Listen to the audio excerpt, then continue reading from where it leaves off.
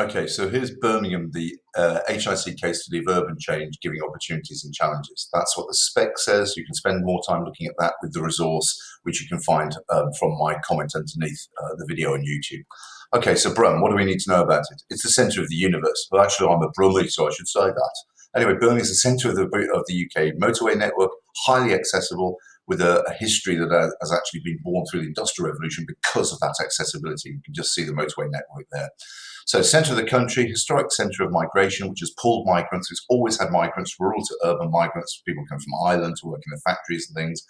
Top 15 best cities in Europe to do business. So it's also a contemporary, attractive city, which has had £13 billion worth of investment. You can read all of these things. There's the transport detail as well.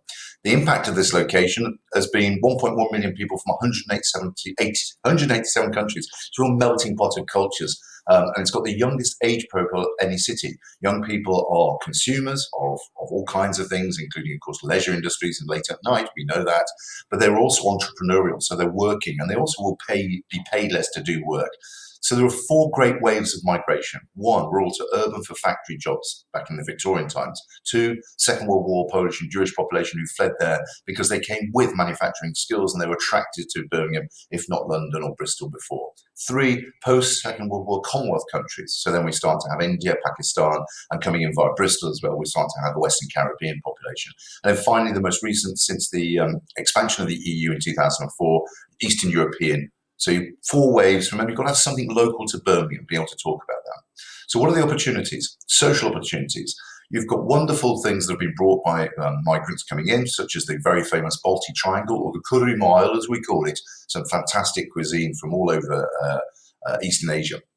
You've then got the Royal Ballet. So, of course, you've got to have a big city to be able to support a ballet because people have got to be able to come there in enough numbers to support it. And the Royal Ballet is one. And the CBSO, the City of Birmingham Symphony Orchestra, renowned around the world. Then on top of that, 5 universities give the whole place 65,000 students, a real buzz, a little bit like Manchester as well. Economically, of course, you've got the Bullring Shopping Centre. In my day, it's a place you used to go to get knifed. Now it's been completely regenerated and has led to a massive local multiplier effect. And that's the Bullring Shopping Centre, quite an iconic building. And then places like Brindley Place, which is both leisure and office. So really the transformation of cities as we've seen since about the 1990s, bringing people back and recognizing people want to live there and work there and then take their leisure there as well. Again, a local multiplier effect. If you don't drop the multiplier effect bomb into your answers, you are a wally. The environmental, Birmingham has a green vision. The canals that made Birmingham grow at the beginning of the Victorian age have now been cleaned up and have become a real focus for high quality high quality leisure activities next to little cafes and things, so economic activities as well. That's the same as in Melbourne with the Yarra River. It's the same as in Cardiff with the docks. It's the same as the cleaning up of the docks also in New York, and obviously the continuing process in London. Water is a catalyst for environmental improvement, and that raises the quality of life, which makes businesses think, Birmingham, I might go there instead of going to Paris, and why not, apart from the ridiculous accent. And then you've got this Birmingham connected idea, the whole idea of integrating all the transport together, trams to do with park and ride, making the buses work to the tram stops, making it easy to get around.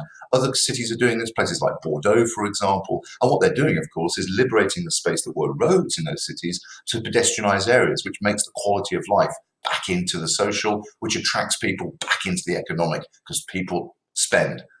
Okay, so the challenges, though, challenges, social and economic challenges, remember your sheep factors, urban decline, massive amounts of derelict old manufacturing sites, which are unused, quite hazardous and are unattractive and make investors think of Birmingham as it was when I grew up there, of a downtrodden place with not much going on, deprivation, spiral of social economic decline, because employment that has come is not low-skilled manufacturing employment, it's more high-skilled. And the high-skilled therefore mean that people coming in, especially coming out to the universities, can get the jobs, but not the very low-skilled, and they end up being quite poor, and that leads to deprivation. Inequalities in housing come from that because if you can't access, you can't pay rent, you can't get onto the housing market. And education. Quality of education in some areas, particularly Aston to the north, with the home of the Villa, very, very poor indeed, but rising. It's getting better, but it's still there as a challenge. Finally, health. Again, many people of this migrant population have difficulty accessing primary healthcare. So there's a lot of local charity work going on to try to meet the challenge.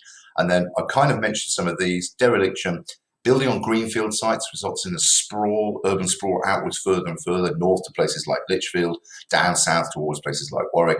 So building on brownfield sites to try to improve the quality of that ex-urban environment, getting rid of all the waste, the classic things, just like in Mumbai, and atmospheric pollution. But that's been countered, of course, by the integrated transport policy.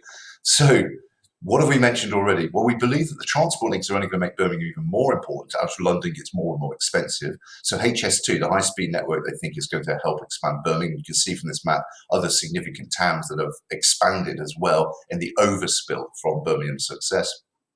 Those are the suburbs, edge of town developments, for example, the National Exhibition Centre, and then farm building functions. Beginning to see around the slightly rural environment, but close enough to Birmingham, old farm buildings turned into small manufacturing enterprises.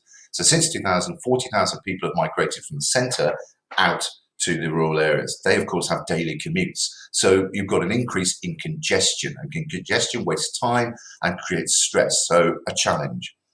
That's it. There's a few questions on that. I think I've got it in time. Good luck.